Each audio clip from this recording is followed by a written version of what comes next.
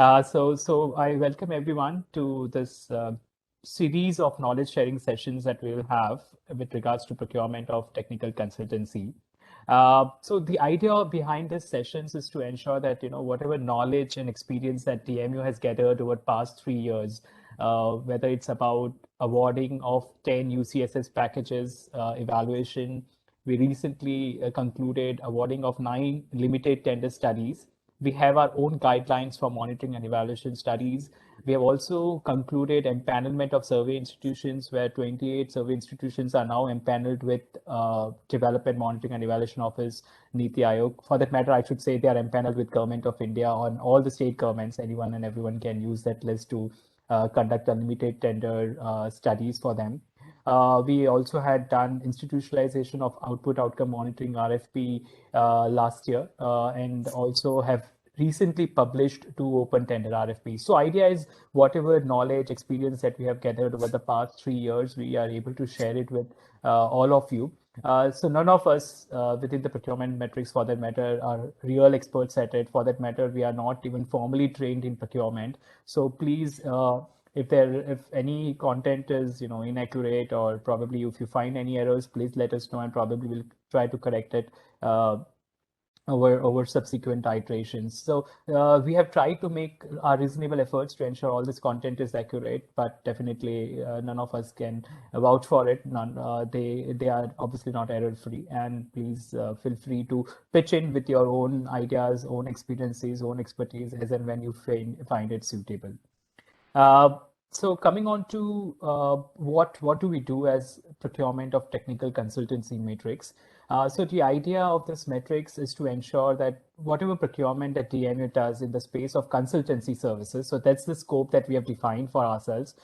This matrix does not look into procurement of works or procurement of goods. We are largely concerned about procurement of technical consultancy services. So the mandate for this team is to ensure that the government procedures and rules which are defined for procurement of services are 100% compliant with, and the procurement process is implemented in a fair, equitable, transparent, competitive, and cost-effective manner. So we'll talk about each of these words in far more details in the subsequent sessions, but that is the idea, that is the mandate that we as procurement of technical consultancy metrics have. Over the past 1.5 years that I have been with TMU, we have undertaken multiple initiatives just to ensure that this procurement process is streamlined, and at the same time, we do not compromise on any of those 5 mandates, which is fair, equitable, transparent, competitive, and cost-effective. In that perspective, we have done numerous open tender RFPs and limited tender studies. We have issued guidelines for engagement of knowledge institutions, also called in as MESD 2021. Empanelment of survey institutions, which we have recently concluded. Empanelment of knowledge institutions, which is under processing, and we have a core team comprising of procurement team, partnerships metrics, and evaluation team who is helping draft the RFP. And last but not the least, we are doing capacity building. We have a procurement toolkit on our website, which we keep updating with latest documents and handbooks. And there's sufficient training materials that we have created over the last 1.5 years. And this session is probably one amongst the series of capacity building that we want to do. So all in all, that's what our procurement metrics has been trying to achieve. So over the next 6 sessions spread starting from today until Monday, 7th February 2022, we will be covering 6 different aspects of procurement. We will start with basic introduction to government rules and procedures today. So there are 3 prime documents that we are going to discuss. One is Gfr 2017. Gfr is General Financial Rules 2017 of Government of India. Thereafter, the implementation of rules is governed by the manual. So manual lays down the procedures for procurement of consultancy and other services 2017. So that's the second document we'll discuss today. And third, if time permits, I would also want to briefly touch the new instructions that have been issued by Ministry of Finance, Department of Expenditure, with regards to procurement and project management. So that's just, as I said, today's agenda is focused on 3 specific documents as part of government rules and procedures. And we'll be covering each of these documents in far more details in the subsequent slides. So let me start with the first section of today's session, Introduction to Procurement in Government.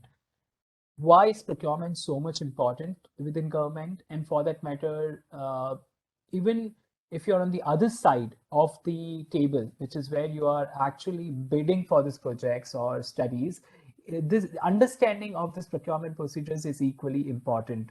As I was talking to one of our colleagues, the previous day, there have been few proposals that procurement metrics or procurement team have had to reject in the past for technical deficiencies, right?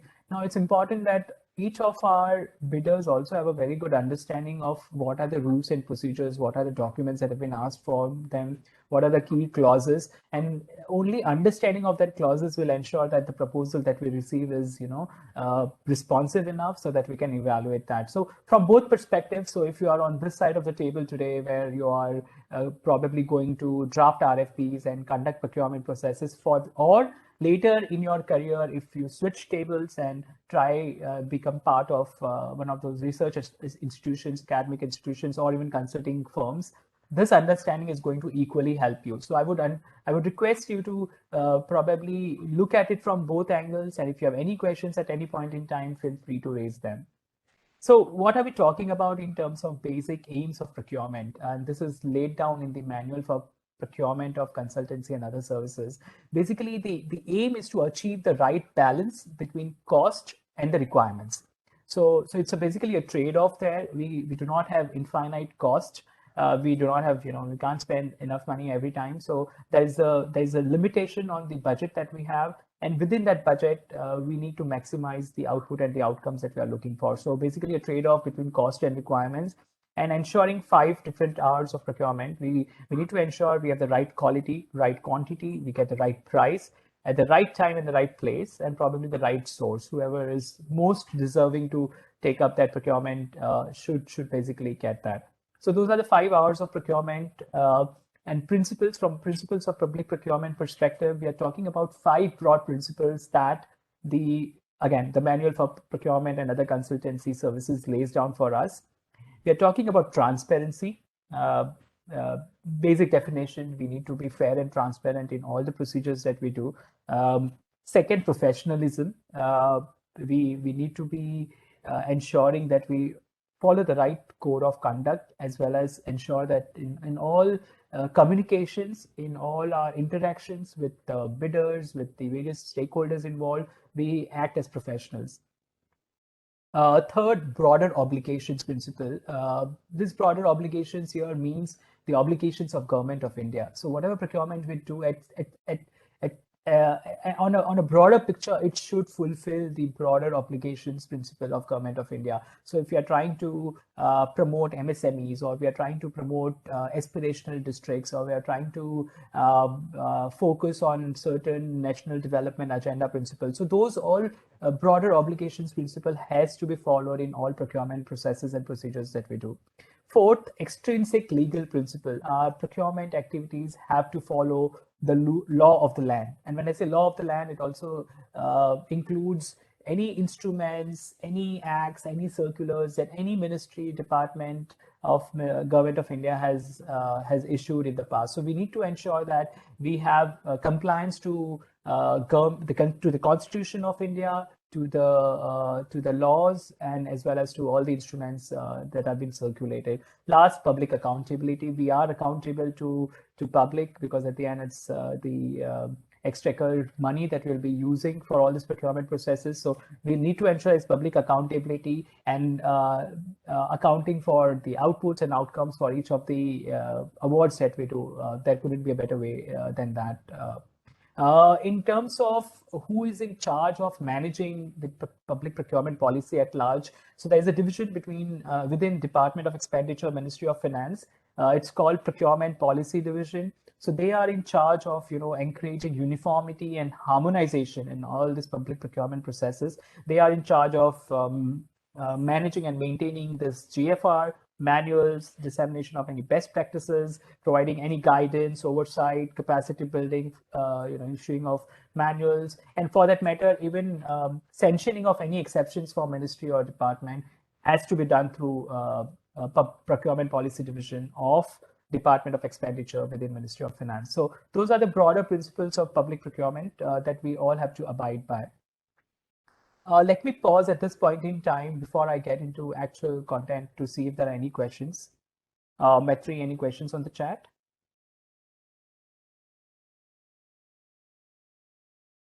Or if anyone would like to mute. Okay, cool. Paresh, just one thing, like, can you just go back to the slide, the previous slide? Sure, Fatima. Principles? Yeah, just could you just explain more about extrinsic legal principle? I think I missed it. So I understand the rest four, but if you could. Sure. So Fatima, what we're talking about extrinsic legal principle is all the laws of the land. So here we are talking about India, and we're talking about Constitution of India, all our legal codes, and for that matter, there are multiple circulars that each of the ministries, departments of Government of India have been circulating time and again for various reasons. So the idea is, if you are managing this procurement process, you need to ensure that all your procedures follow this set of rules and procedures laid down by Government of India. For that matter, let's say in light of COVID, Ministry of Finance had issued special instructions that the bid security may be waived. So we do not ask for bid security, and performance security should be maximum 3%. Now, that's the new circular that we have received. So as procurement matrix, or for that matter, if at all anyone gets in charge of procurement in future steps of your career, you need to keep an eye on the circulars to make sure that you keep amending your RFPs procedures to make sure all these recent circulars that you get are incorporated in that RFP. So that's what we did. We amended those two clauses to make sure that we comply with the latest principles, latest procedures, latest circulars, and for that matter, any amendments being made to any of the laws in India. So that's the compliance to extrinsic legal principle we are talking about. Does that answer your question, Fatima? Yes. Thank you, Paresh. Okay. Any more questions before we jump on to next section? Hi, Paresh. Nikita this side. Yeah, Nikita, go ahead. Yeah. So in slide 1, the initial slide, can we just go once there? Yeah, this one. Sorry, the second one. Yeah. So when we are talking about point number 2 and 4, so you were just mentioning that we are going through the RFP process for empanelment of knowledge institutions. So in the second point, it is also meant, because as far as I remember, we already have empanelment of knowledge institutions for this limited tender studies. We use this list. So what is the difference then between these two? Sure. So, Nikita, I'll try to probably keep my response brief now, but we'll be talking about this in far more details in our session 5 when we talk about limited tender procurement process and empanelment at large. But the empanelment list that we have, Nikita, is actually Samavesh initiative empanelment list. This was done way back in 2016-17, and I think the tenure was for 5 years, which we have already passed off, is already expired.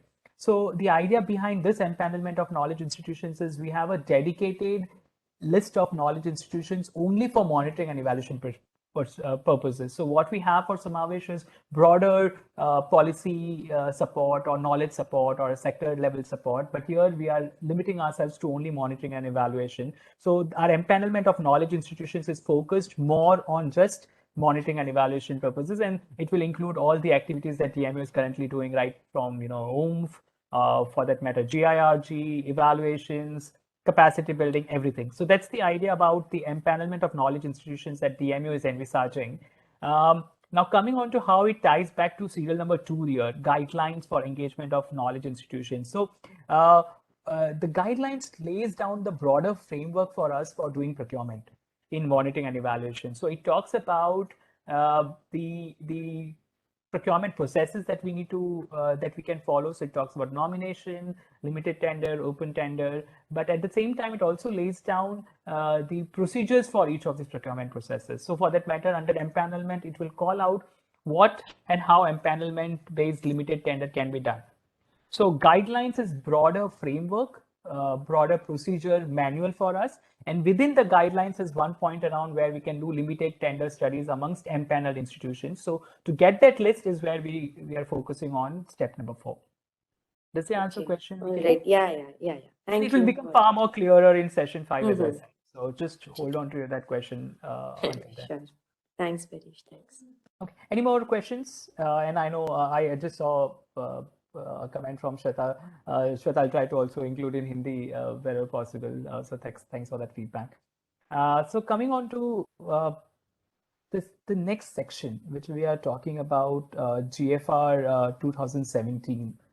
So basic introduction of GFR 2017. So GFR is nothing but a compilation of rules and orders of Government of India to be followed for all matters dealing with public finances. Here we are still talking about Government of India. So this GFR 2017 is largely prescribed for Government of India, and some of the states have chosen to also follow that. But notwithstanding that, there are multiple states who have their own GFR inspired, not inspired by central GFR, but yeah, they could have their own general financial rules.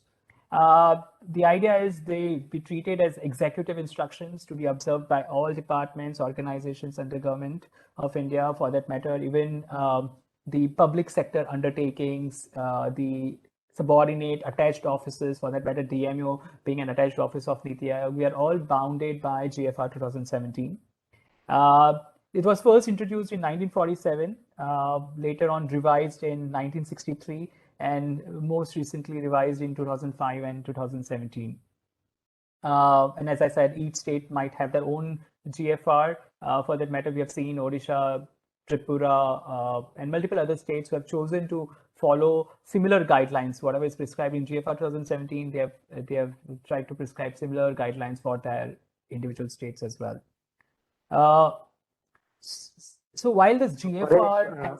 Paresh, this is Param. Just Param. a quick question. So you said that many of the states have their own, GFR kind of rules, which are broadly in line with GFR. But can it happen that some of those state rules may actually contradict some of the rule, clauses in the GFR, the central GFR? And in that case, I think the central GFR would have to be followed, right? So Param, two parts to that question. Number one, there could be conflicting clauses between the two GFR. So this GFR is only for Government of India. We are talking about, so whenever state finances are to be done, they will be done through the state GFR rules. So there could be conflicts for that matter. Let's say the thresholds. If the thresholds for limited tender studies at the center is 25 lakh rupees, it could happen at the states. It could be very well only be 10 lakh rupees. So some of them. So while Government of India would be, focusing more on e-office, digitization, maybe some states lagging behind on those parameters because of other focuses or other priorities that they have. So there could be conflicting clauses. Now, I can't think of an occasion where you will do procurement under both GFR 2017 at the center and GFR 2017 at the state. So see, this is not a law. This is more rules and procedures, and these are executive decisions for Government of India, central ministries and departments. But for the states, it will be state GFR rules. So I don't see both coming into play for any procurement at this point in time. So I don't see this hierarchical view that whether which supersedes whom coming into picture. But if at all that happens, I think for all central procurement, it will be the GFR 2017 taking precedence over state GFRs. For state finances, state public financing dealing, it probably will be the state GFRs taking precedence. So that would be my idea. But again, I'm not an expert at this, but that would be my immediate reaction to that. Okay, thanks, Paresh. Okay. So as I said, these are basically standard procedures, and I'll talk about what are the scope of what is written in GFR. But over time, GFR has itself evolved, And just talking about the most recent 2017 GFR, it now removes the whole distinction between non-plan and plan expenditure. So post 2015, our budgets have done away with non-plan plan expenditure, and accordingly GFR got revised in 2017, where it took into consideration this aspect of budget. The railway budget is merged with general budget. What we are focused on, basically the whole monitoring evaluation. Now, monitoring evaluation has now become an integral part of GFR 2017, and I'll talk about those specific clauses which make it mandatory now for all central ministries departments to comply for in terms of output outcome monitoring. There is an increased focus on PFMS, reliance on direct benefit transfers for all the schemes, more digitization happening with Central Public Procurement Portal, GEM, Government E-Marketplace, the non-tax revenue portal, the GST portal, the new rules that are coming on tax revenues, non-tax revenues, user charges, e-receipts portal, all are now included in GFR 2017. For that matter, there is a dedicated chapter also for giving preferential market access for micro and small enterprises. So those are the few rules, a few additions that have been made in GFR 2017.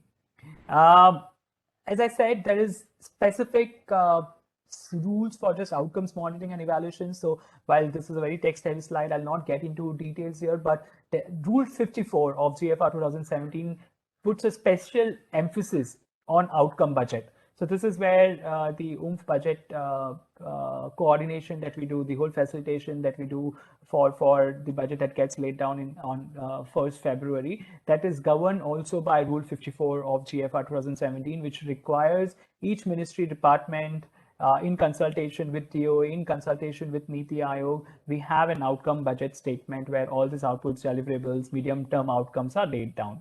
Rule 232 of GFR 2017 talks specifically about centrally sponsored schemes. So it amongst the various sub-clauses, I've listed down the three major clauses here.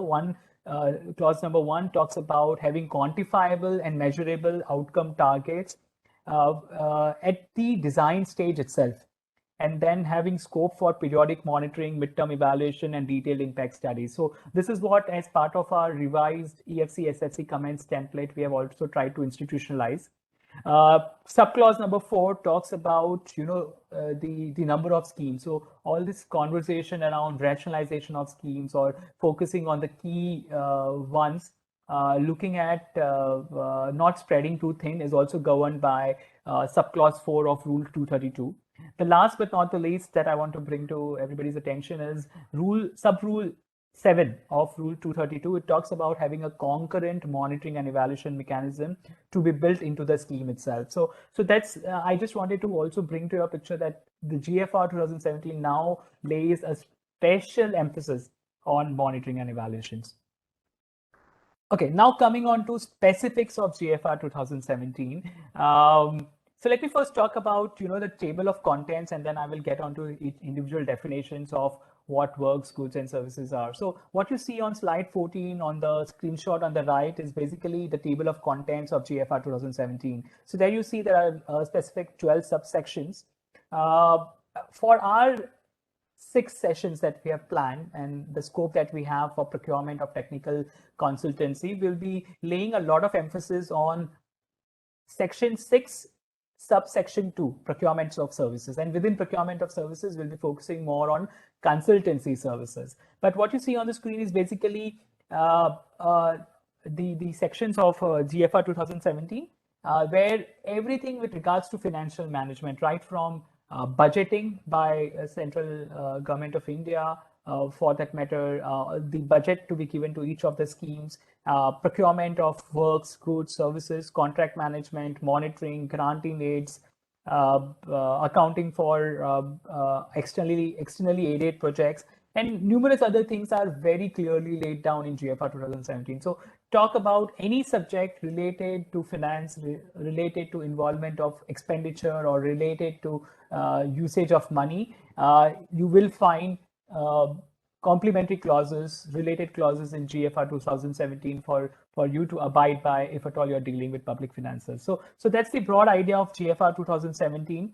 And as I said, we'll be focusing more on section 6, subsection 2. Now, what you see on the left is specific rules with regards to works, goods, and services. So Rule 130 to Rule 141 focuses more on goods, more on works.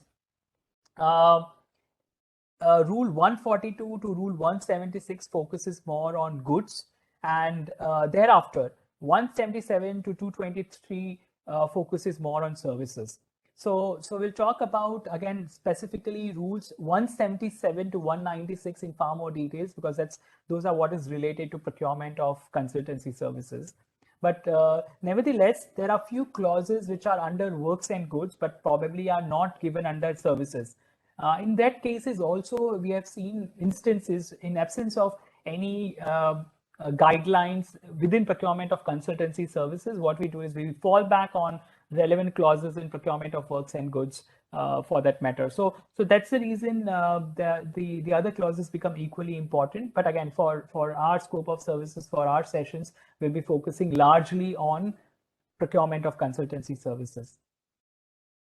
So before I open up for questions, let me just spend 60 seconds in just explaining how works is different from goods, is different from services, and within services, how is consultancy services different from non-consulting services. So works is basically about any new constructions, site preparation, additions or alterations that we are doing to existing works. They're all covered under works as part of GFR 2017 or other earlier GFRs as well. There could also be scope of repairs or minor works that have been done, so they are also included under works. And so largely anything to do with probably assets, which requires building new assets, which requires upgrading few assets, and it could also talk about repairing those assets. So probably in my understanding, all of that would get classified under works. Now, also this works might require certain set of services or goods attached to it. So they will still be classified as works as far as they are attached to a larger project, which is about works. To give you an example, let's say any detailed studies to be done for procurement of works probably will still fall under works. Second part is around goods. Here we are talking about hard items that are being purchased by Government of India. It provides a long list in GFR in its definition: any articles, material, commodity, livestock, furniture, fixtures, spares, machinery, even vehicles, aircrafts, assemblies, sub-assemblies, etc., etc. Any kind of hard items, hard products to be procured would be covered under goods. And then the rules 143 to rule 176 become applicable for procurement of goods.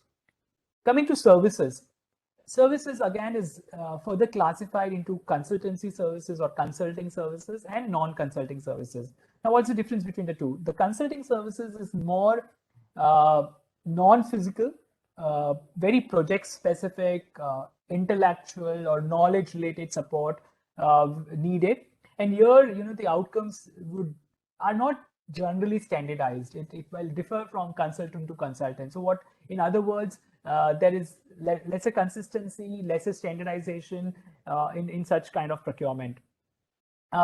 Who probably qualify as applicants for here? You have management consultants, policy consultants, communication consultants, advisory and project related consulting companies who can bid for this, and they can help us do feasibility studies, project management, engineering services, and so on and so forth. So those all classify under consulting services.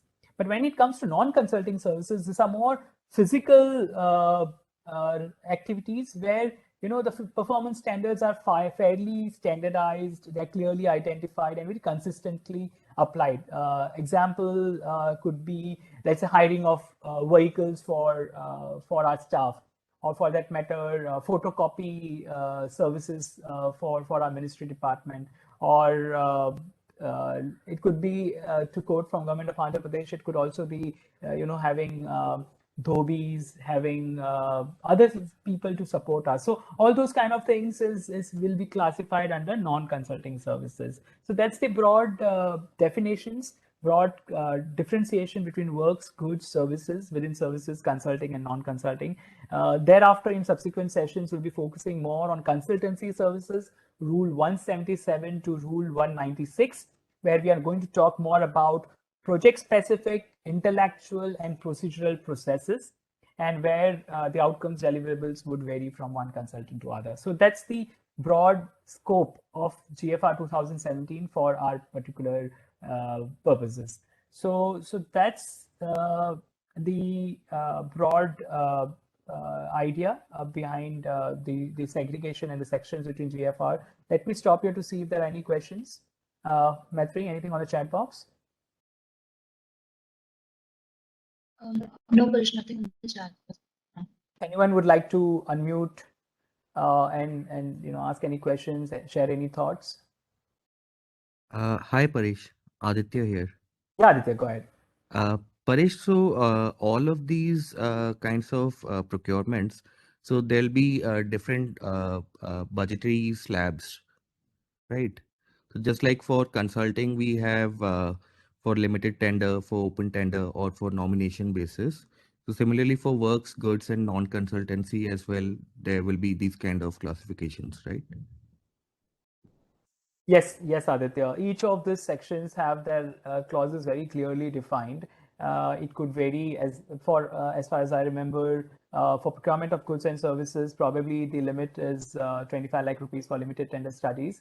But there are few cases where there are other exemptions, probably in works and goods, where the exemption limit is 10 lakh rupees. So each of this procurement have their own set of rules and procedures, and for that matter, could have their own thresholds for various values and benchmarks that we are looking for. But by and large, the GFR has been consistent between the three sections. So if you find a rule in procurement of consultancy services, you are likely to find a very similar rule in works and, for that matter, in procurement of goods as well. So largely there is consistent language and a lot of standardization between the three, but with minor tweaks depending on what the specific procurement requires.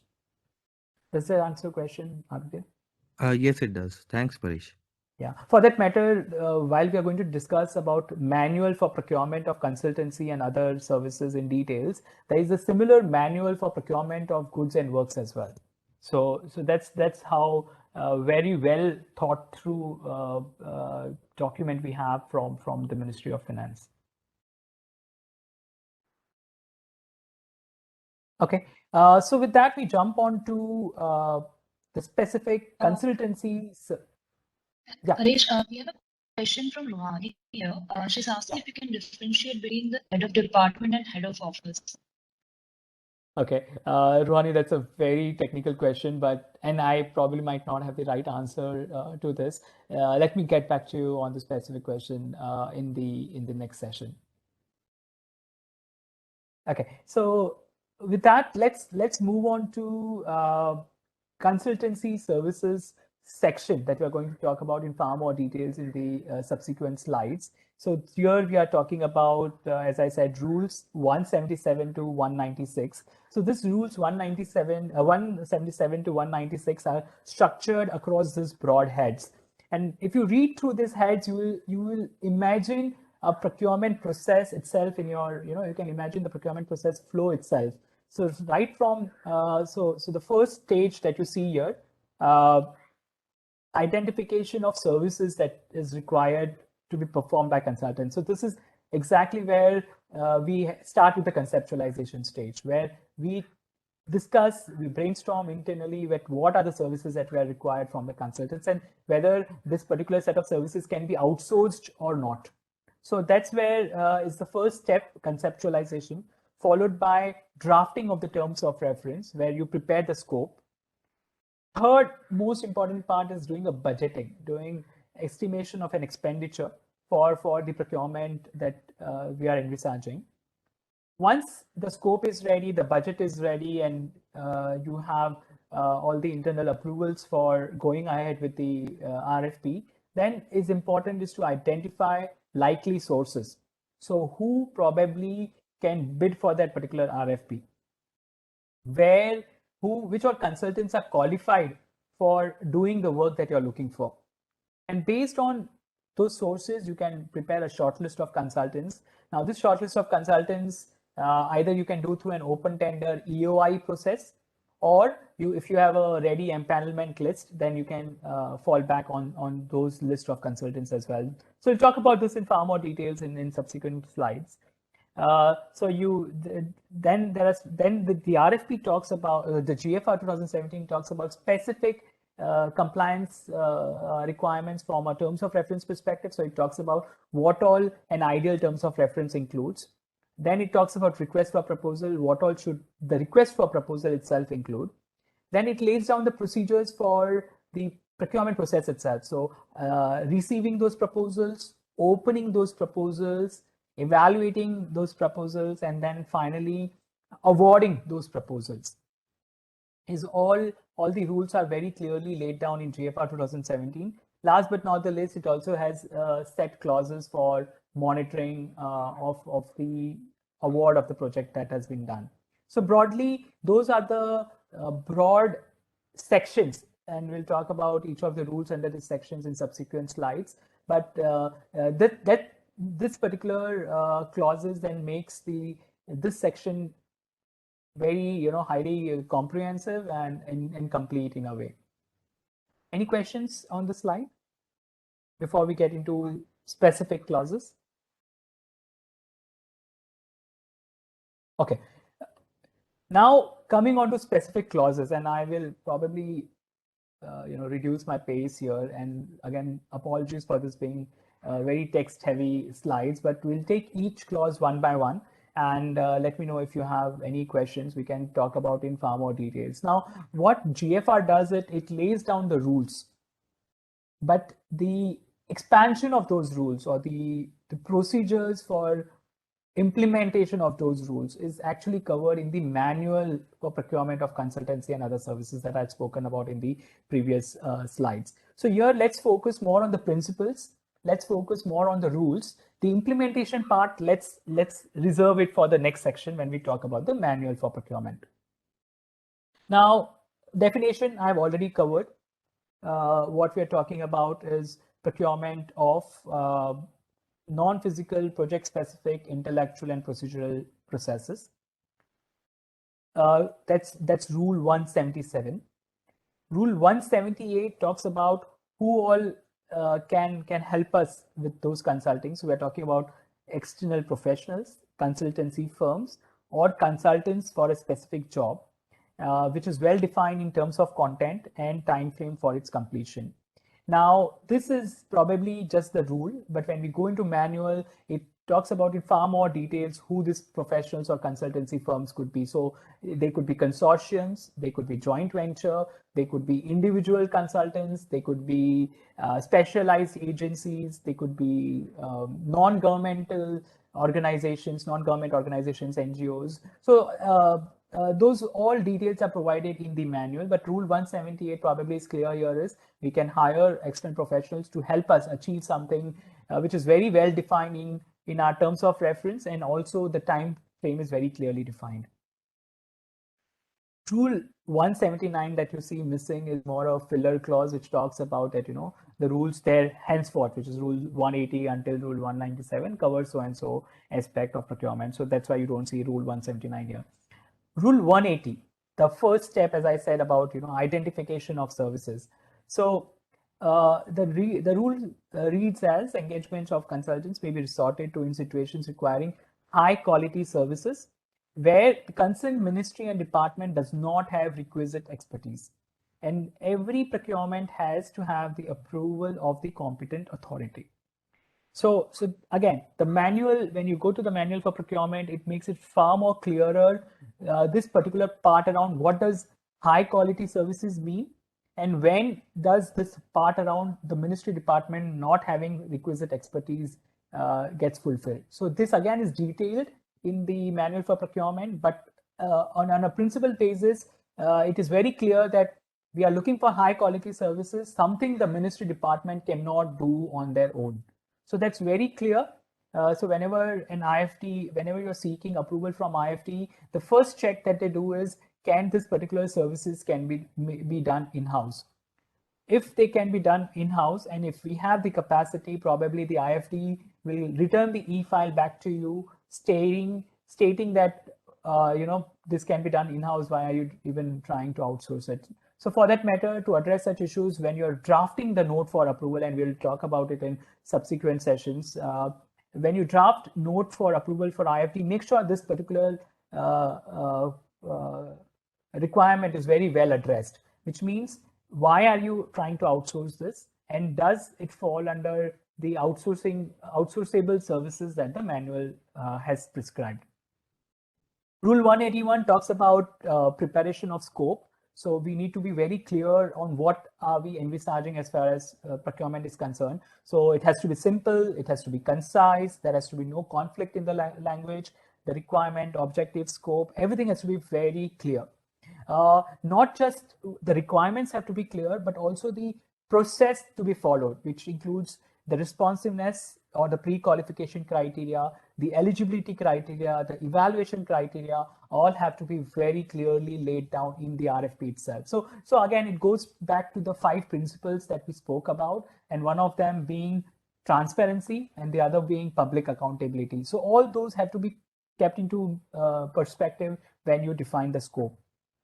Estimating reasonable expenditure. So there has to be a budgeting done. Now there could be different ways of budgeting a particular award of work or consulting. So you can probably do a key personnel based estimates, or probably you could also look at subsequent very related procurements done in the past, and accordingly project the estimated budget for this particular procurement as well. But the bottom line is, before even you get into the procurement, it's important that you have an idea about the budget that is required for that particular procurement.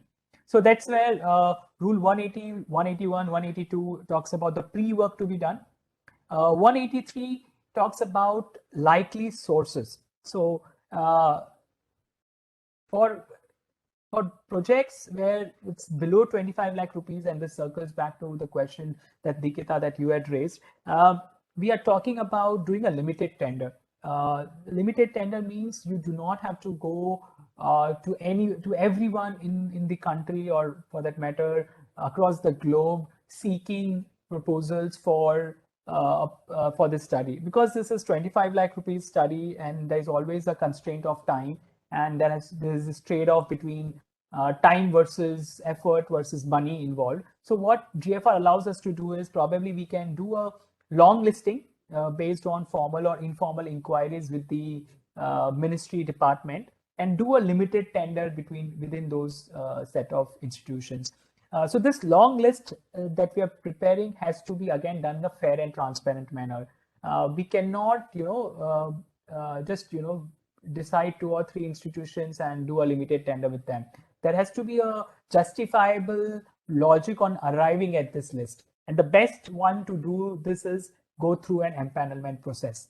And that's why the empanelment becomes so important. And empanelment that we're doing for monitoring and evaluation specifically will also make our long list far more purposeful and far more specific.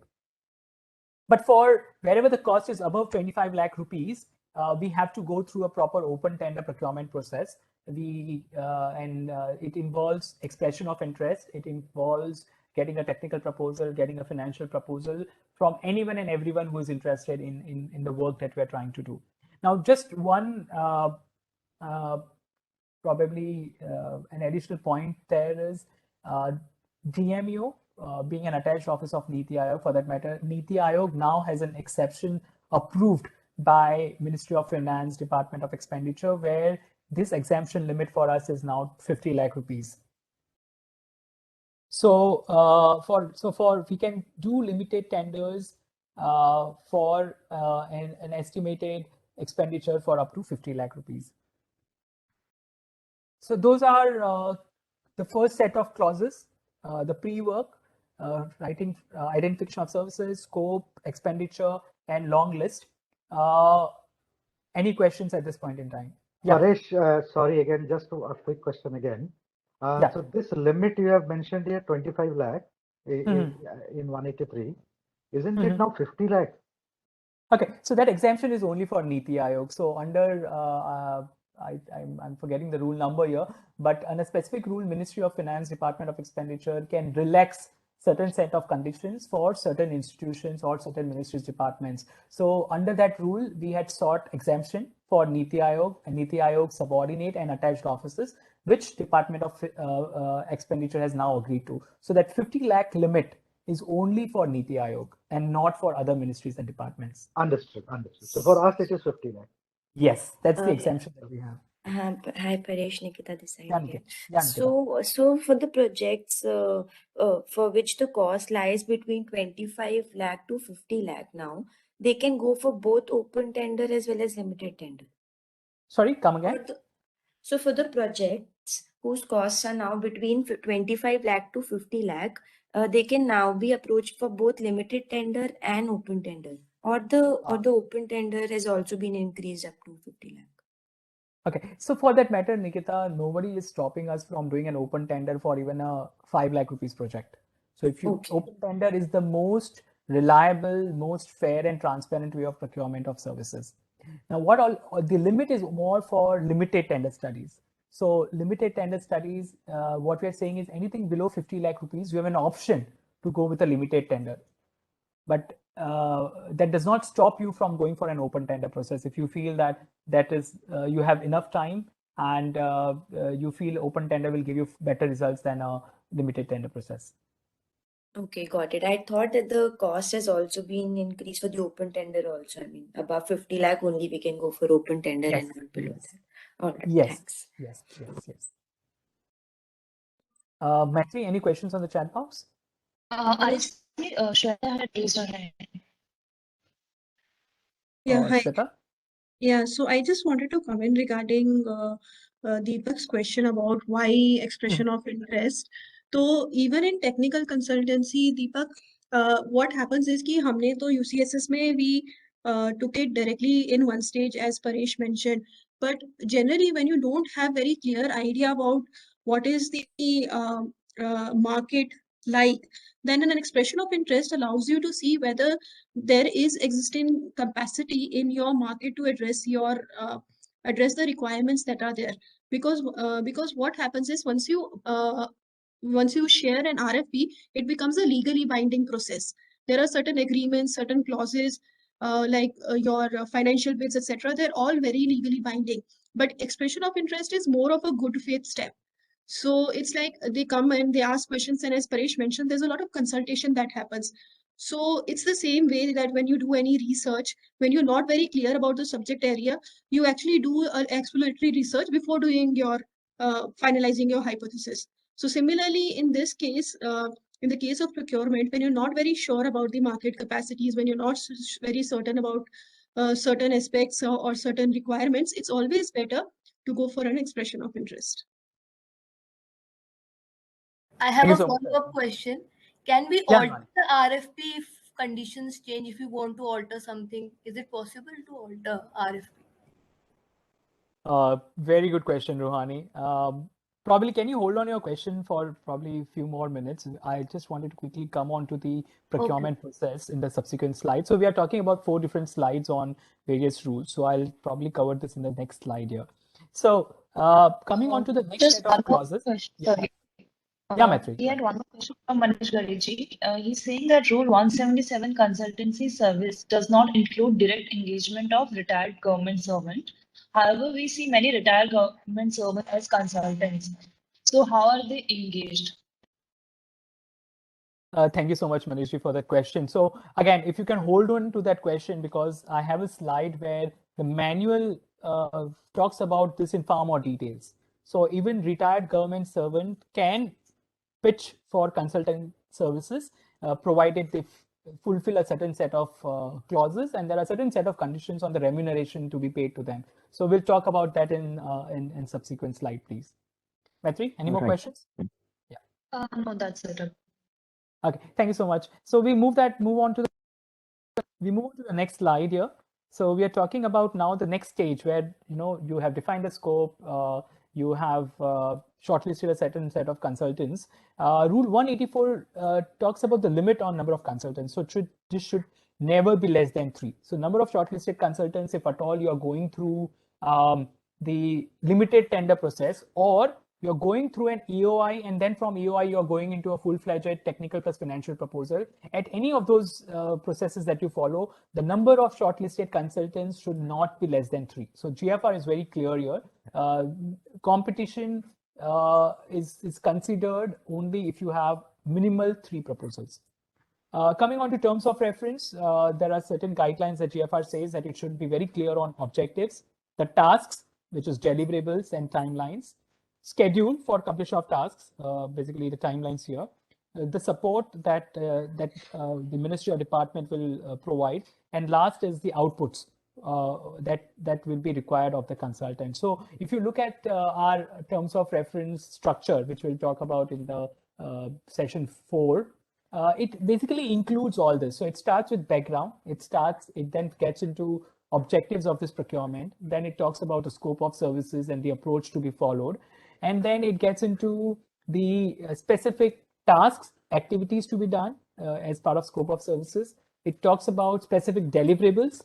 Then it also gives an idea about the timelines for those deliverables, and all this, as Shweta pointed out, they become legally binding documents. So any of this not meeting timelines can have penal clauses. So those all becomes important. That's why these terms of reference become very important. So you should have deliverables, activities, scope of services, their timelines very clearly defined. And also we need to lay down the support that we will provide. So in terms of UCSS, we provided that support in, writing letters to states, writing letters to various stakeholders for interviews. So those kind of support is outlined in the terms of reference itself.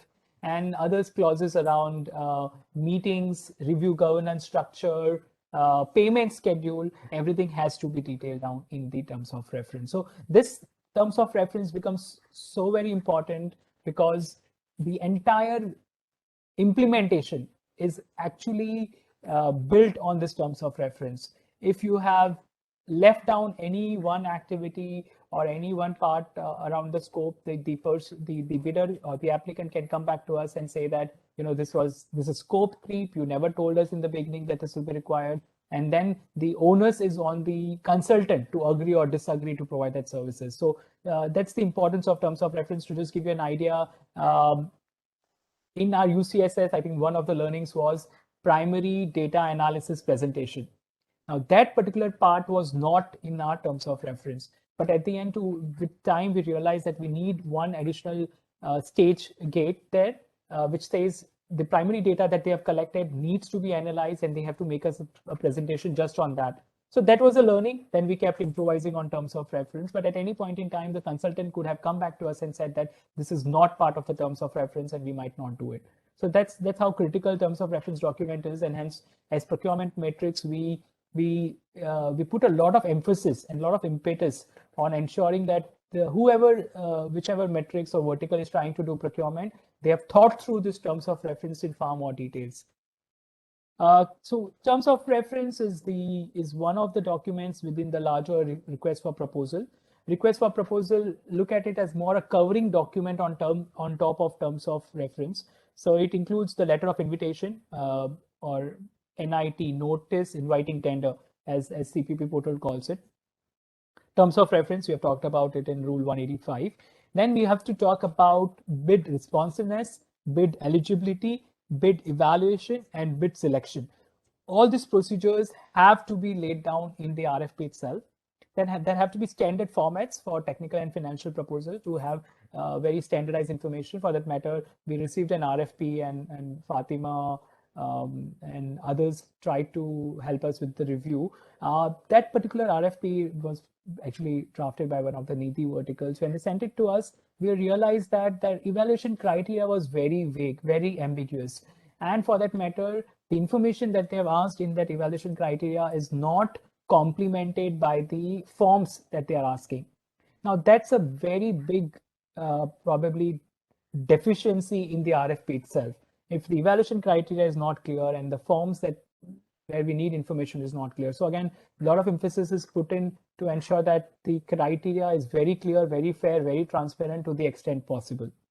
Rule 187 and 188 talks about receipt and opening of proposals. Now with CPP portal coming in, we do not really need to bother about late bids and submission, duly signed copies. They are all well taken care, automated in the CPP portal. But the bottom line here is, yes, we ordinarily need to ask for 2 bid process with technical and financial bids to be provided separately. The earlier requirement was it should be sealed in 2 different envelopes, very clearly mentioned on the top, this is technical and this is financial proposal. But now with CPP portal, all of this is automated. They are all very well encrypted, and they are sealed in a way because you can't open it until the financial bid opening or technical bid opening time has passed. So a lot of these clauses are taken care of now with the CPP portal itself. So those are the second set of clauses. Any questions, Maitri? So Fatima has a question that if the scope creep in the is there a clause in which extra services can be provided by the consultant firm against extra payment? Yes, Fatima. So that you can detail down in the terms of reference itself. You say that, for any additional services, what are the terms and conditions that you want to suggest? For that matter, you can also suggest something like you can agree on rates for those set of man days or man hours or any additional effort required. So that can be detailed out in the terms of reference itself. I can actually call out one clause that we had in UCS's RFP, which allowed us 7 days of additional consulting effort after the closure of report. So which meant that if we want to engage with any of our consultants again for doing some state capacity building sessions, we already have agreed rates with them, and we could actually take their help to get those sessions done. Again, very technical in nature. The agreement has expired, so we can actually not take their help for doing those sessions. But yes, we had a clause in terms of reference to take care of that. Fatima, does that answer your question? Yes, thanks, Paresh. It's just that the rate, so basically it's just that it's very difficult to bring out like how many man days of work would be required to complete a particular task. So is there like a specific committee that has to be formed, or with representatives from both the sides, or something like that is also mentioned, right, in the RFP? Okay, so 2 things. One is, yes, you're right. One, we have some agreed rates already defined in the financial proposal. So those 7 days that we are talking about, it is given as rate per hour or rate per day, that is already agreed. So if there is any 7-day consulting effort, we already have rates agreed. But if there is any other scope creep, let's say we had agreed on 1500 KIIs and now we are insisting on 2000 KIIs, additional 500 KIIs to be done, then you're right. There is clause in the RFP to allow us to agree on this scope creep, agree on a rate, and also whether this classifies as an activity under this RFP, or we need to do another open tender RFP altogether. So, for example, if we were probably doing consulting for a rubber board, and then we say, T-board as a scope creep, that's not allowed. Okay, so that is where we need to be very cautious about that. Whatever scope creep we are talking about, it is in the ambit of that RFP itself. We can't, fulfill some other RFP objectives under same RFP. So that's a limited caution that we need to exercise. But yes, those clauses, the procedures have been very clearly outlined in the model RFP, and we will talk about it in subsequent sessions. Thanks, Paresh. Okay. Paresh, I wanted to ask something about this financial proposal. Is it the same thing as BOQ that? Yeah. So you're right, Ruhani. Financial proposal is the language that GFR uses, and then when you go back to CPP portal, for everybody's knowledge, it's a Central Public Procurement Portal, one of the e-procurement portals introduced by Government of India.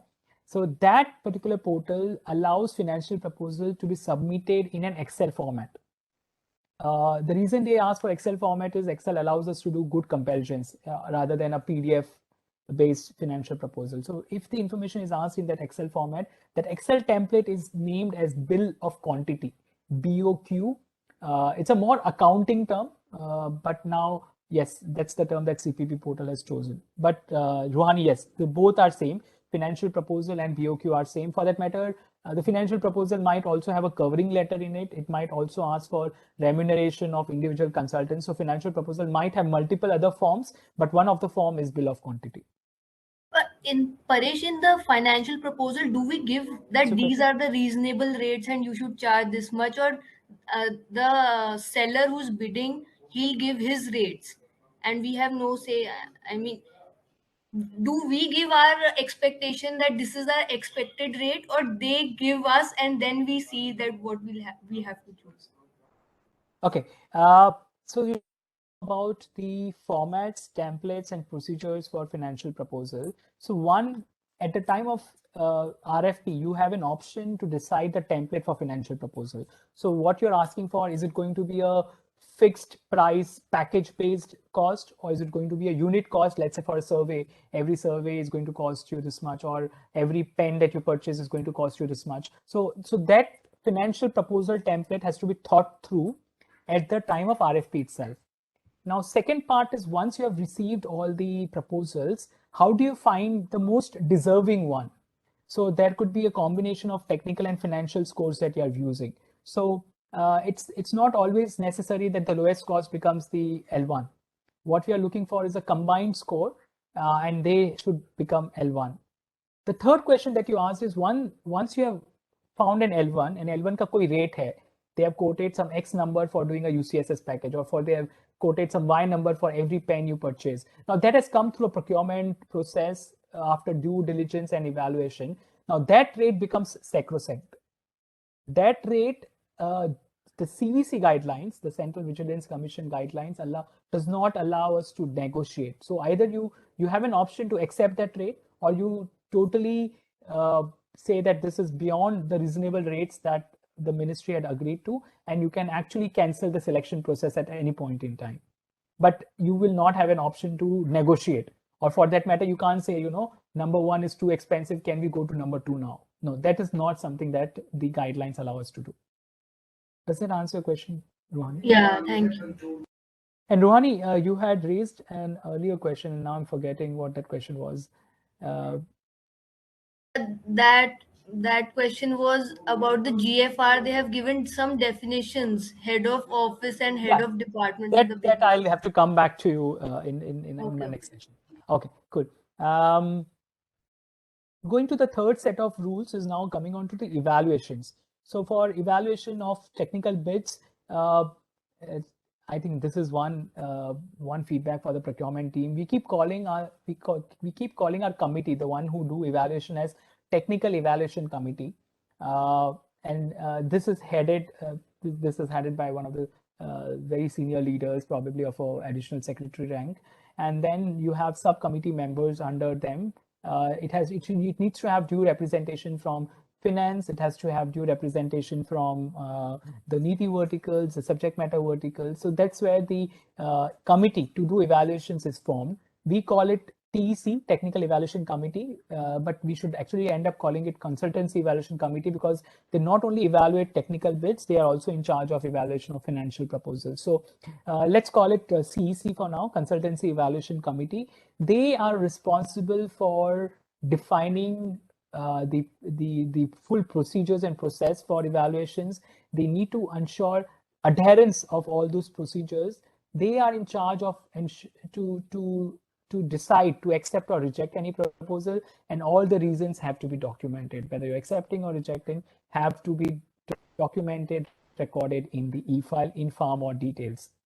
Any deviations, any exceptions, any discretion exercised by the CEC has to be documented in the minutes of their meeting.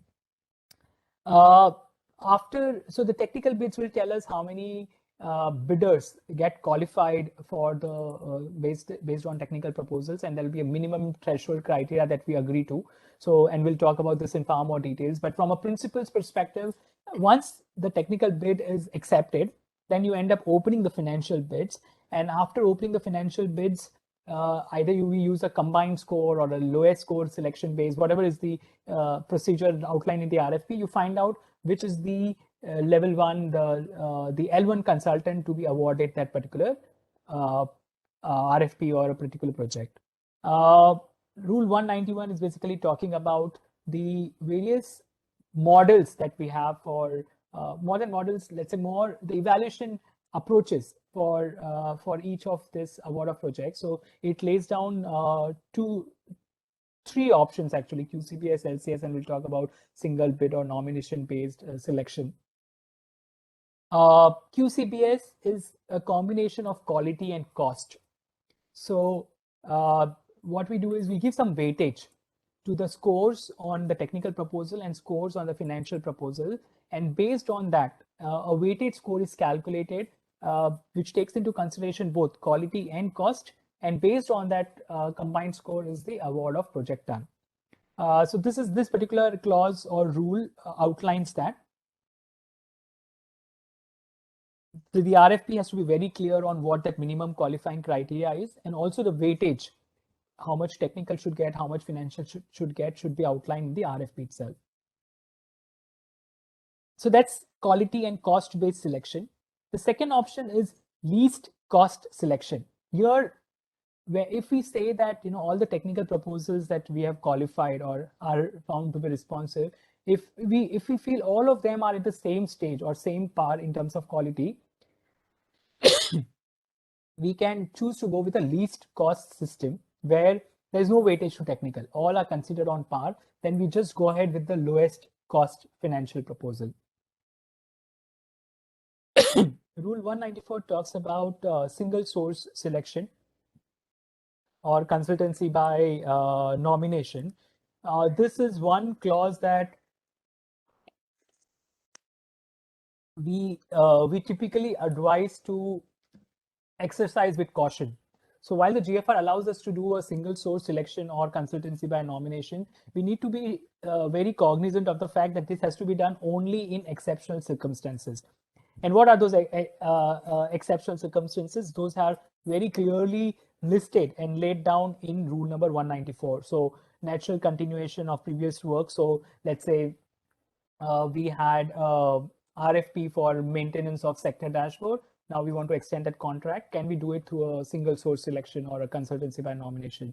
Any emergency situation like COVID-19 requiring us to do surveys, we could actually take help of single source selection.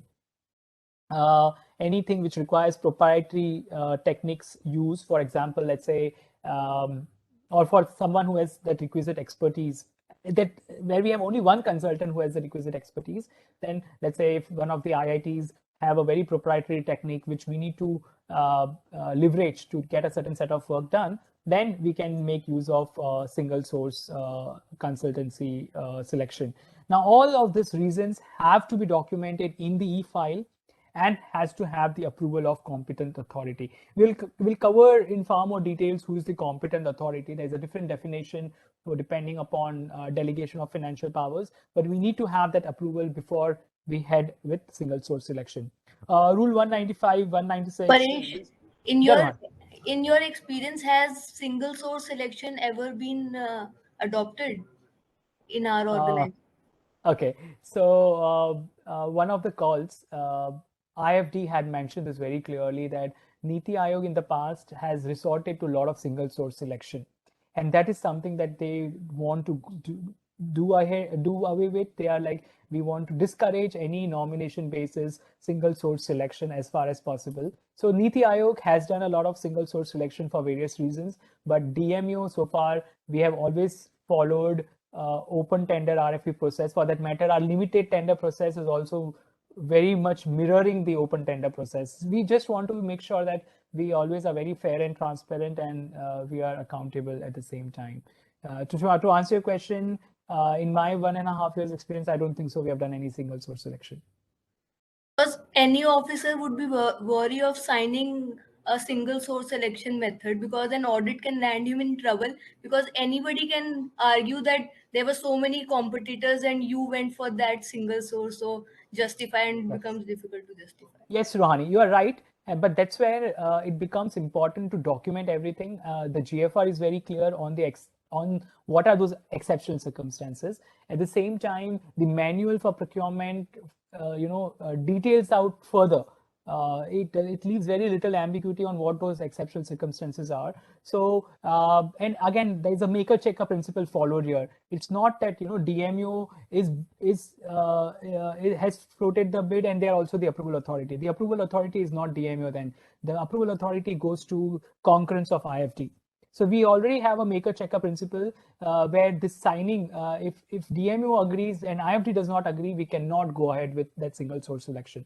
So it has to be approved by both, and then has to have the approval of competent authority. So the GFR is structured in a way that the biasness is taken off, and the public interest are given highest authority here. Does that answer question, Rohani? Yeah, okay, thanks. One more. What is the difference between Qcbs and Lumpsum? Because that day Deepak was filling up that tender and we couldn't go through that Qcbs, so we went through the Lumpsum. What was that Lumpsum? Okay, so that's a very very portal specific technical question. So I will cover that separately, but Lumpsum and Qcbs, again, I have a slide on that. If time permits, I'll talk about different type of contracts that we have. There's Lumpsum, there's fixed fee, there's retainership based, there's a success fee based contract. So we'll talk about all different type of contracts that we can have as part of the proposals. Okay.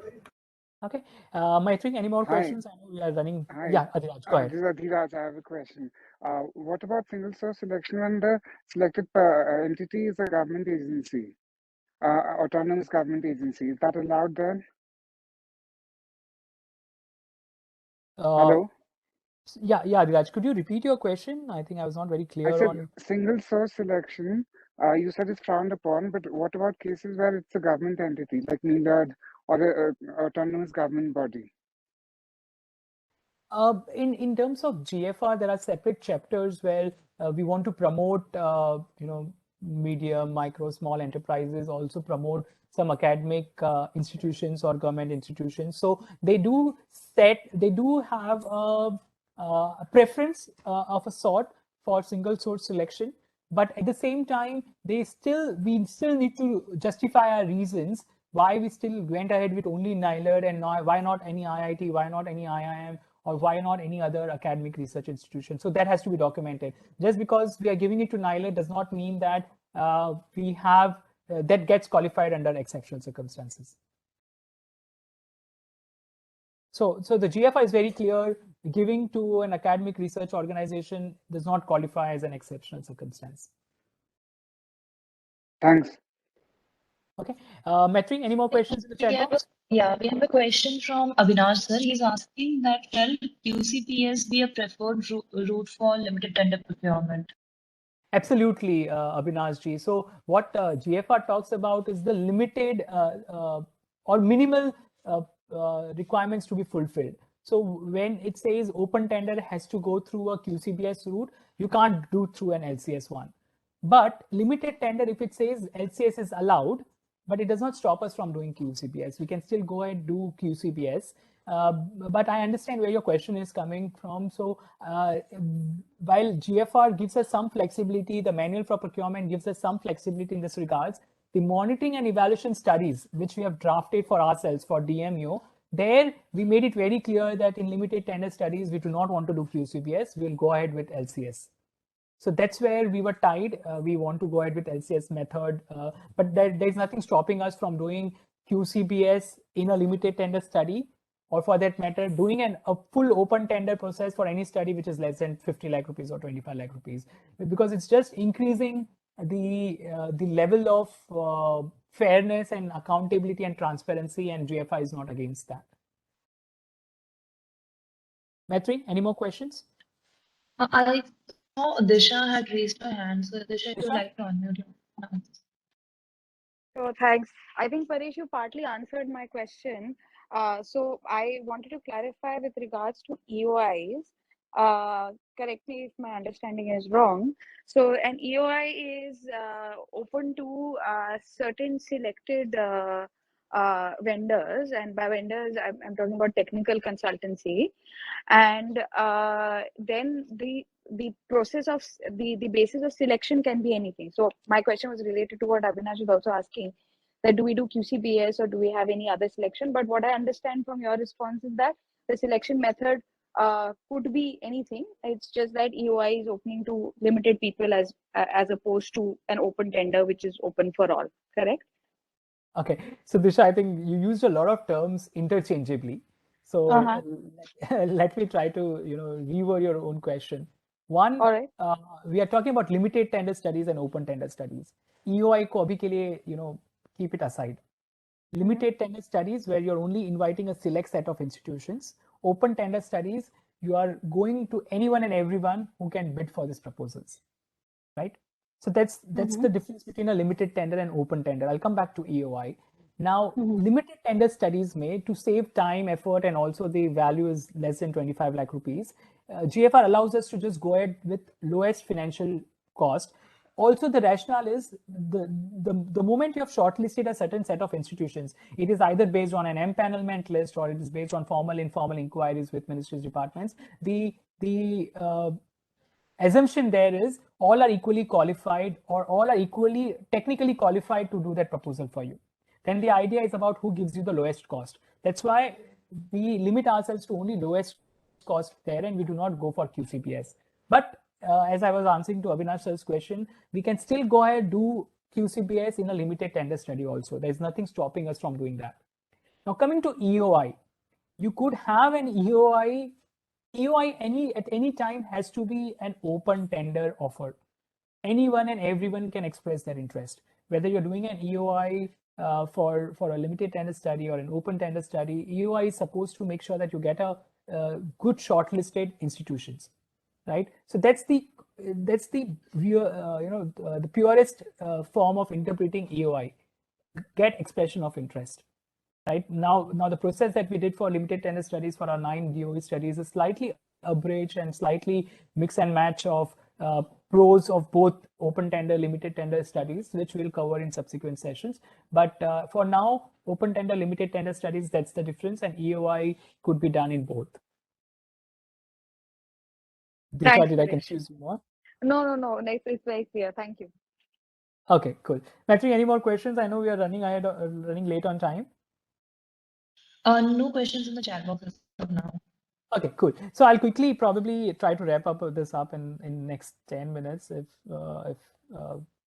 every one of you allow. We'll quickly jump onto the manual, and I'll not get into details because the manual probably makes it in pure black and white. Any let's say ambiguity in the GFR rule is now expanded in details in this manual. So the question that Manish Gadeji had, and I will talk about this in subsequent slide, where does retirement government servant fall in? It is there in the manual.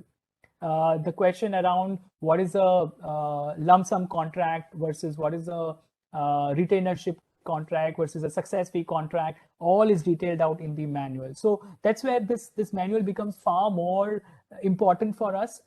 In terms of drafting the process. It also gives you enough templates and annexures or appendix in it where all these minutes of meeting or bid responsiveness checks or evaluation criteria, all those templates are also provided, or for that matter, terms of reference format, everything is provided in this manual. So I don't want to get into details of this manual. Probably my idea was to open up this document to you. Whenever you face any issues, all you need to do is search for that specific clause and read that in details and draft your response to that. For that matter, those people who were involved in evaluation subcommittee for limited tender studies, we stumbled around this issue of what should be the template for bid responsiveness. If you do a quick search on this particular manual, and you will see that there is a specific template for format for evaluation of responsiveness. So we could have just jumped onto this particular template and used that. So that's the manual for procurement of consultancy services.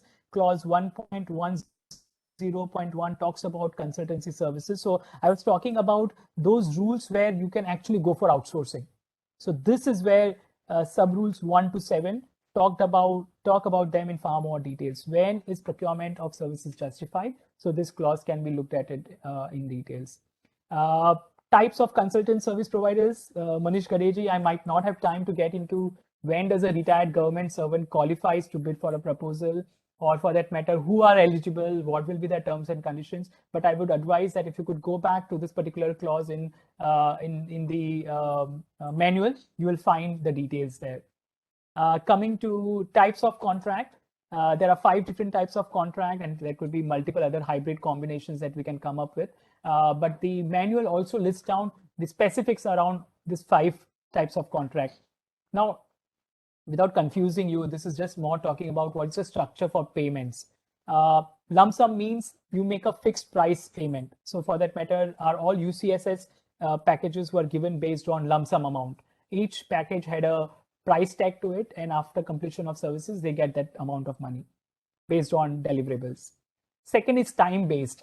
So if I have to engage with let's say a creative agency, where I engage them more on a time-based method, 7 people engaged for 20 man hours per week for 7 weeks. So that's a time-based contract. There is nothing to do with deliverables, or there is nothing to do with outcomes.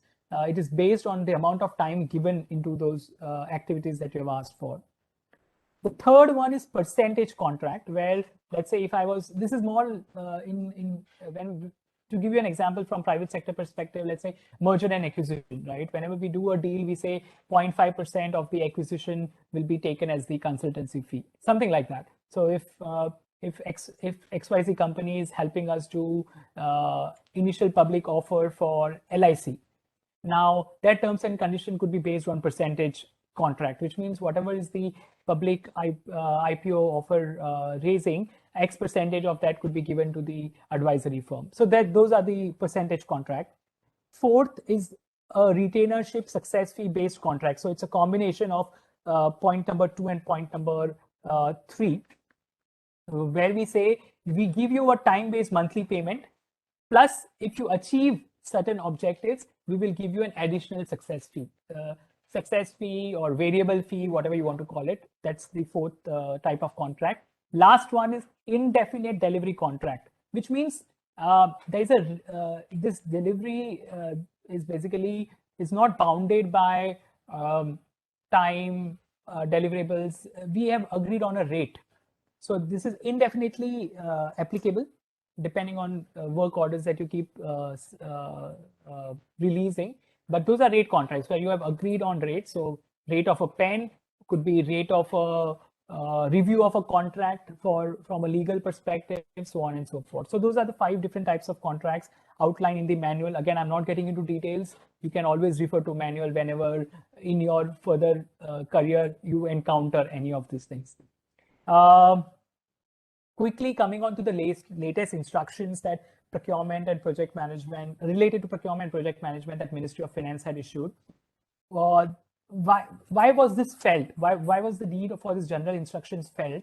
So Ministry of Finance, Department of Expenditure, Department of External Affairs, Niti Aayog, etc. So all these institutions have been brainstorming and have been coming up with deliberations and ideas. How do you make this procurement process more transparent, and at the same time make it more increase the ease of doing business with Government of India? On those perspectives, they issued these general instructions. These instructions are classified under 4 different broad heads. Some of the instructions are may, which are basically desirable or good practices. Should is mandatory, they have to be done, or are required to be followed in general, but there could be some exceptions in certain cases, and those exceptions have to be well documented. Wherever it says instructions which shall, they are mandatory.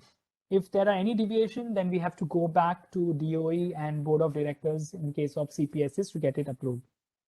Last, instructions containing allowed is basically optional course. We might not choose to do that.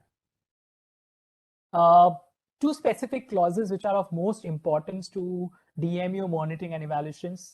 Last 2 slides for me. One is rejection of single bid. Often in our procurement processes, we come on to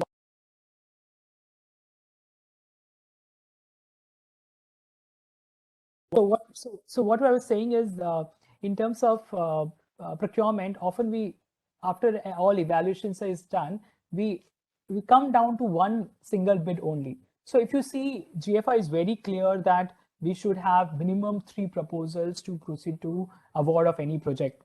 That is establishing the principles of competition. But often what happens is it ends up becoming a single bid in spite of doing all the advertising, in spite of following all the rules of land, in spite of having procedures very liberal, non-restrictive, but we end up coming up with a single bid. In the past, what has happened is, because GFR mentioned minimal 3 proposals, IFD used to not give us go ahead, or even if they used to give us a go ahead, it was after very strict justifications and after a lot of paperwork and documentation done there. Now the DOE, Ministry of Finance, Niti Aayog has felt that this probably needs to be addressed. What they have now done is even single bid can be considered valid.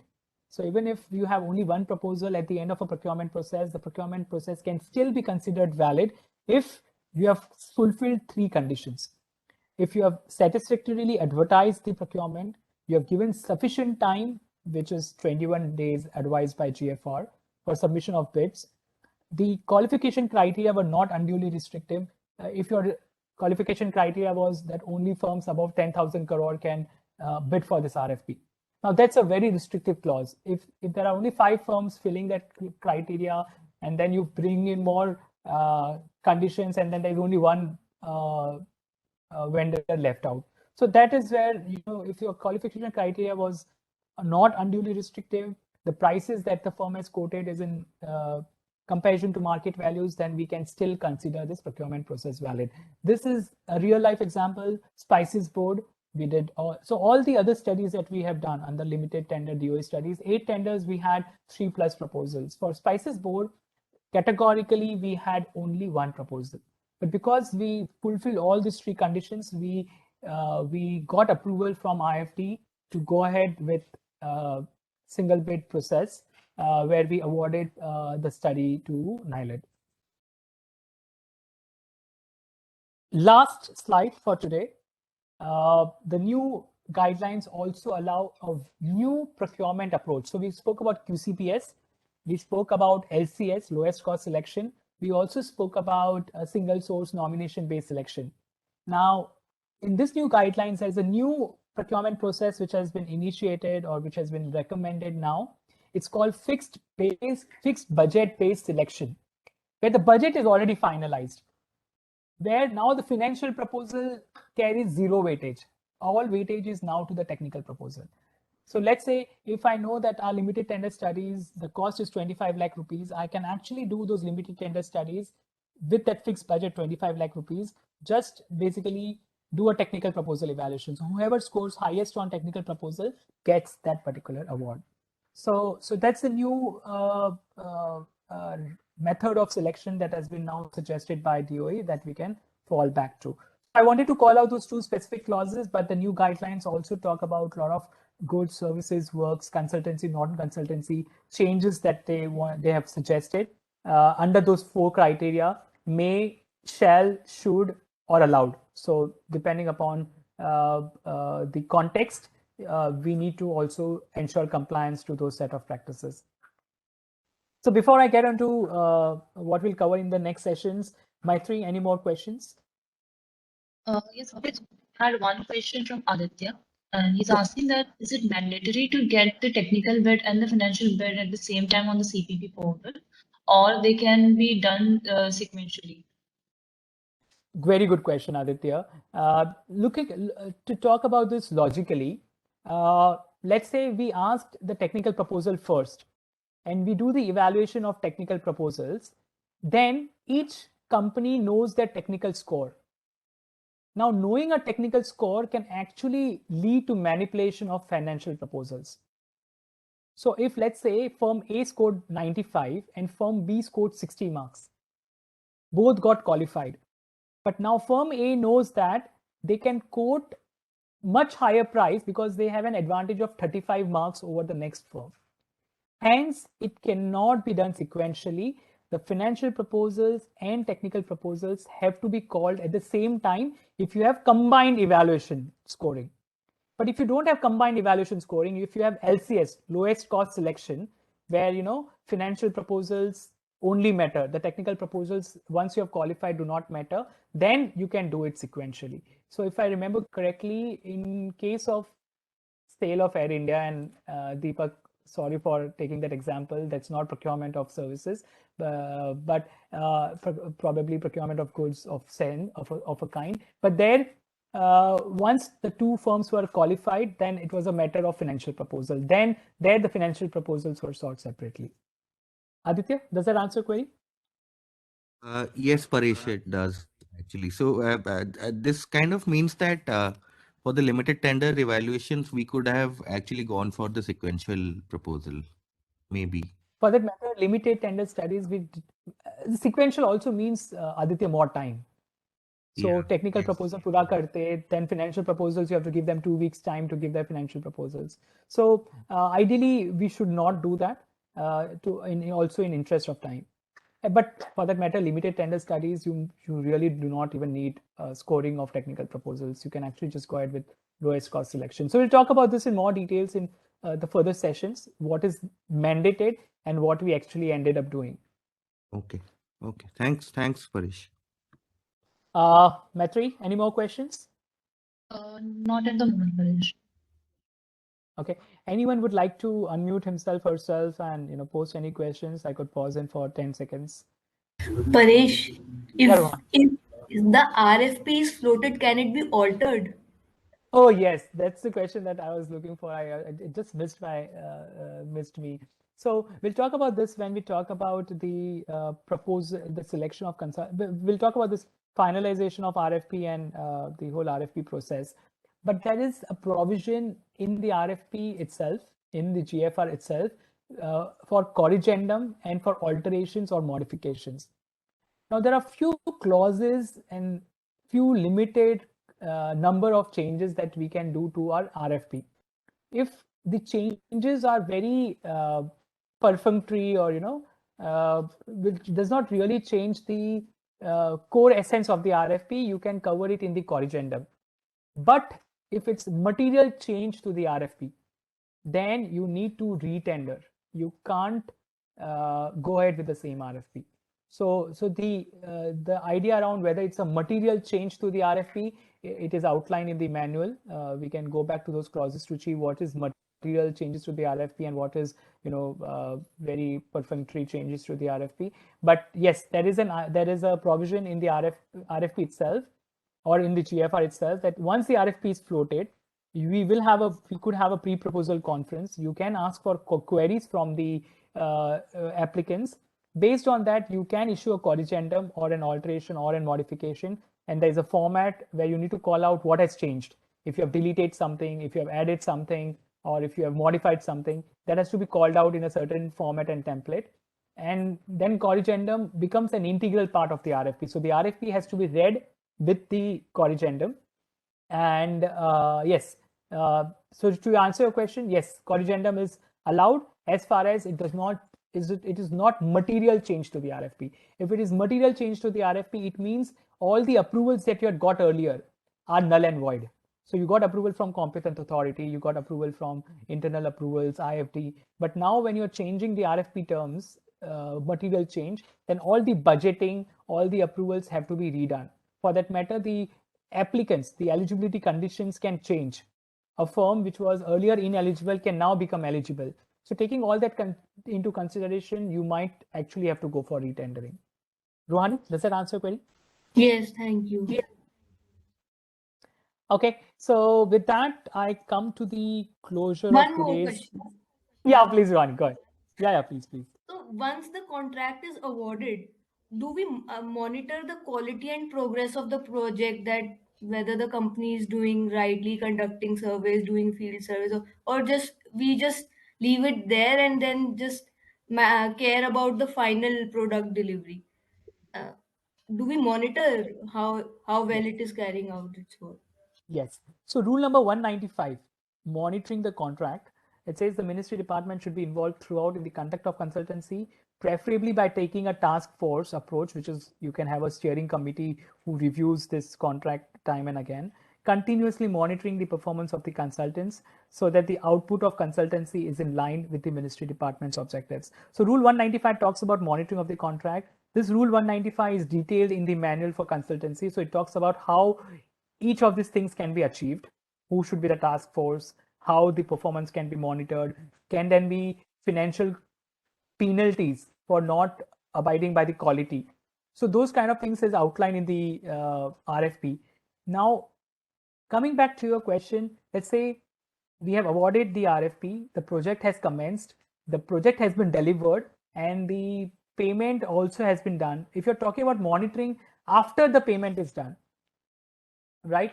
There are few RFPs where a certain amount of the payment is left pending.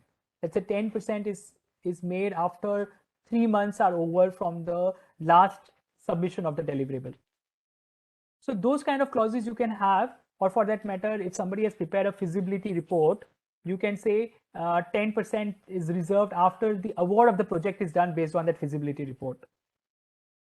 So you can have those riders in the terms of reference, and there is nothing stopping us in GFR to put appropriate clauses in ensuring monitoring of the right levels and to ensure interests of the exchequer. But who monitors? So there also you can define in the RFP, the task force approach that you are talking about. So to quote an example of UCSS, the steering committee of UCSS included obviously DGDMU, but we also needed approvals from advisors, Niti vertical. They had to approve, they had to give us go ahead. The ministry departments also had to give us a go ahead on the quality of the reports. So we do define in our RFPs who that committee is going to be in charge of monitoring. And up till now, have we made a one-time payment to the seller of the service, or do we do it in a staggered manner? We do it in a staggered deliverable-based approach. The limited tender studies is based on 3-stage criteria. UCSS had 4 stages. The UMF RFP had monthly delivery-based payment system. So we have experimented with different payment terms, but they are all outlined in the RFP. Okay, thanks. Okay, and definitely you will be putting ourselves at huge risk if it's a single payment based RFP for 2 reasons. It is not advisable because it puts huge working capital constraints at the hands of bidders and applicants. And for us also, we are not actually hedging our risks. So our risks has to be hedged across multiple deliverables rather than just one deliverable based payment. Okay, God, thank you. Okay.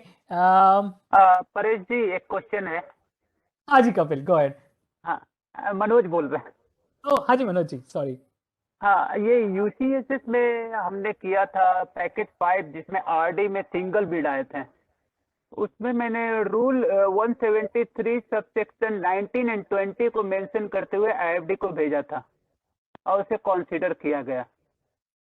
तो ये 173 rule क्या है? ये तो goods में है.